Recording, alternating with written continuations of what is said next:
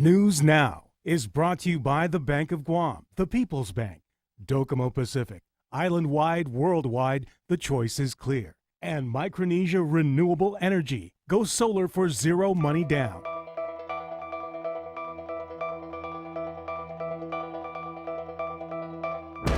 From the Pacific News Center in Hagåtña, Guam, here's Clint Virginia and Janella Carrera with Betsy Brown and Roselle Romanes.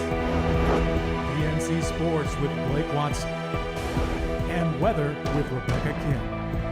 With your news now.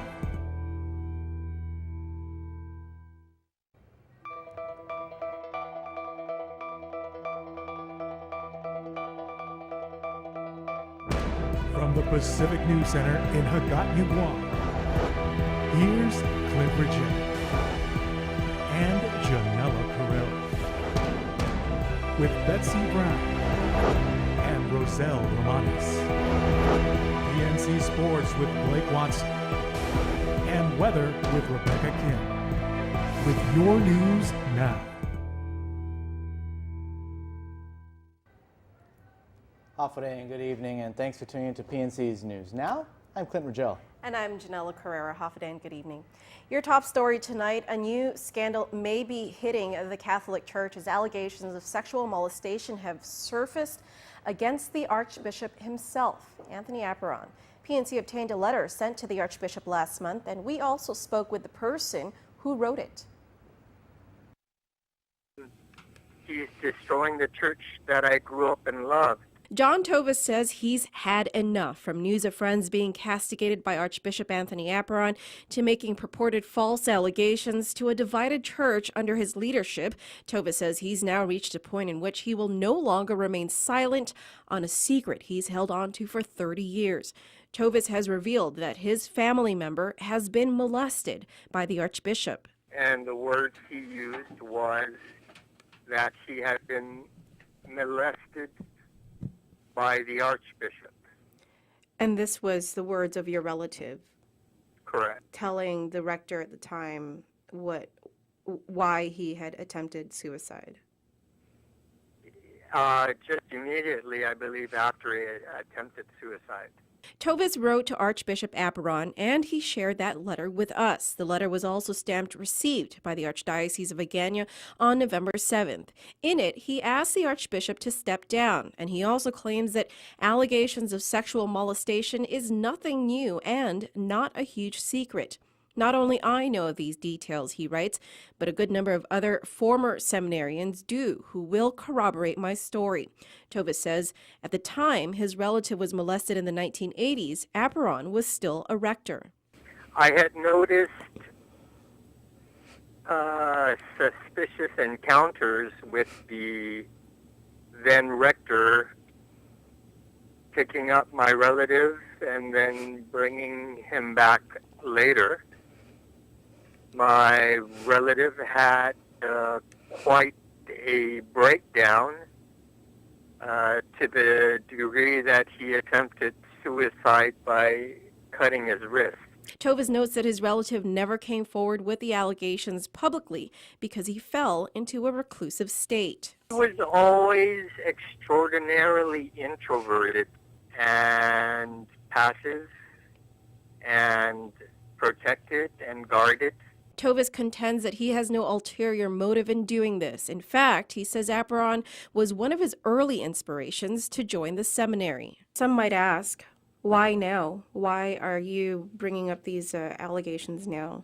Because it is in my best judgment, personal judgment, that the Archbishop has gone on too long damaging the Church of the Island. Now, Tovis says he plans to travel home to confront the Archbishop personally on this issue. Calls and emails to Archbishop Apparon for comment have not been returned as of news time.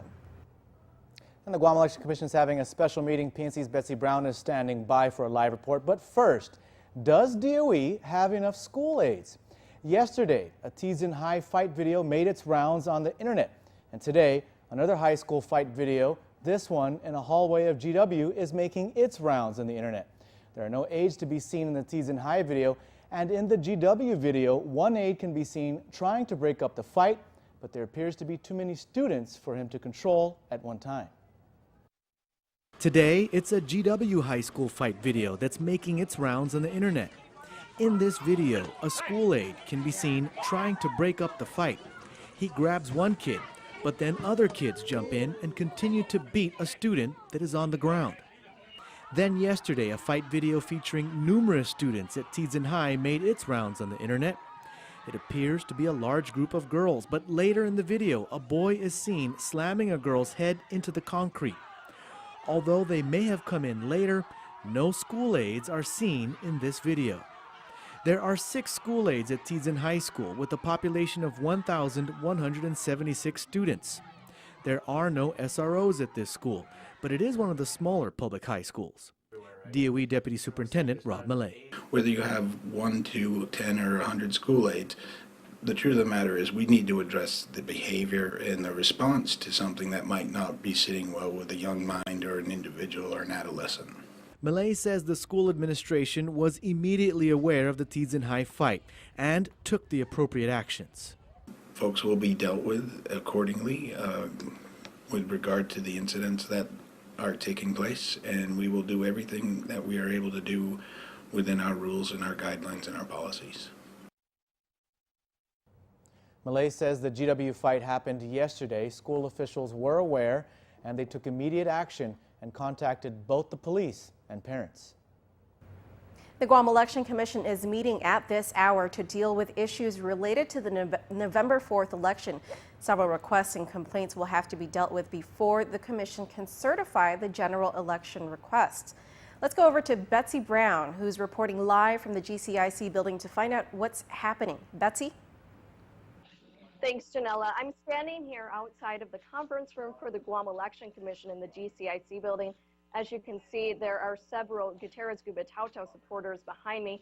They've come to this meeting because they're asking that a hand recount be done to verify the election results.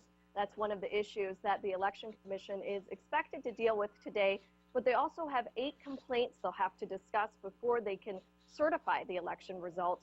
We'll follow up on this issue on tomorrow's News Now. For now, back to you, Janella. All right, thank you, Betsy. That was PNC's Betsy Brown reporting live from the GCIC building. We'll keep you posted as it all develops, and you can tune in at pacificnewscenter.com for the latest on that.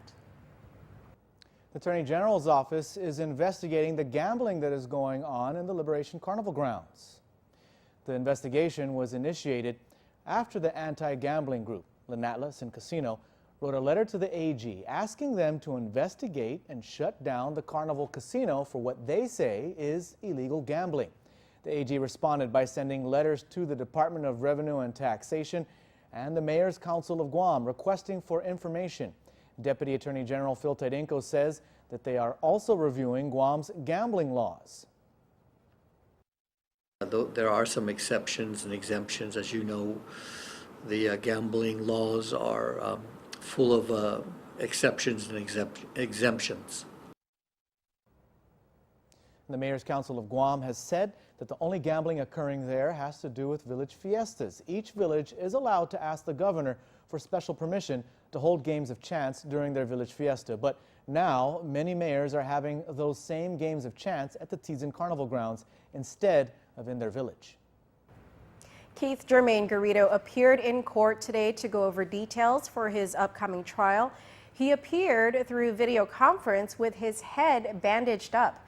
Concerned, Judge Anita Sicola asked about it as it appeared to be from an injury. This was Garito's response. I see that Mr. Garito has a bandage on his head. Oh, yes, Your Honor. He is receiving treatment for that. What happened? I'm hearing voices, Your Honor. Can you hear mine? Yes. Garito is charged with the murder of Nancy Muffness during a home invasion back in November of 2012. Judge Sokola noted that she was ready to move forward with trial, but defense attorney Stephen Hattori said that he was still missing some evidence before he could file all the documents for trial, such as his witness list and proposed jury instructions. Judge Sokola gave Hattori until tomorrow to file everything. On Monday, they are to return to go over last-minute details before setting trial. Judge Sokola also said that co-defendants in another case have entered plea deals and agreed to testify against Garito. Please advise your client one more thing, that the co-actor with Keith Garito in the CF-19413, Curtis Garito, has pled guilty. And I want him to know that all others also have pled guilty, and they will be testifying against him on that CF-19413, which would trail the first matter in CF-68412.